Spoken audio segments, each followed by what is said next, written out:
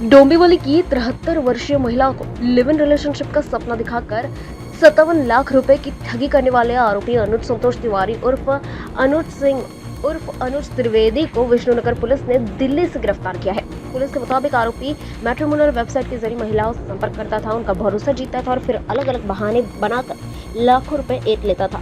डोंबिवली की पीड़िता महिला से भी उसने कई किस्तों में 57 लाख रुपए ठग लिए, जिससे उनकी आर्थिक स्थिति इतनी खराब हो गई कि उन्हें वृद्धाश्रम जाने की नौबत आ गई।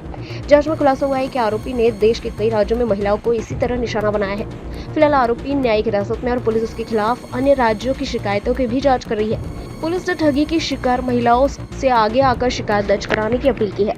आरोपीचा आम्ही शोध लावलेला आहे आणि त्यास अटक केलेली आहे। आरोपीचं नाव आहे अनुज संतोष तिवारी उर्फ अनुज कुमार चंद्रप्रकाश त्रिवेदी उर्फ अनुज सिंग संतोष सिंग अग्रवाल, वय 48 वर्ष।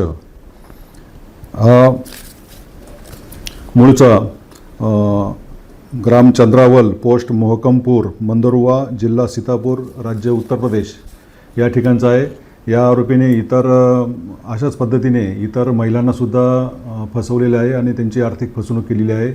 या बाबतीतले त्याच्यावर दिल्ली आणि अमरावती या ठिकाणी मीरा भाईंदर या ठिकाणी सुद्धा गुन्हे नोंद करण्यात आलेले आहे।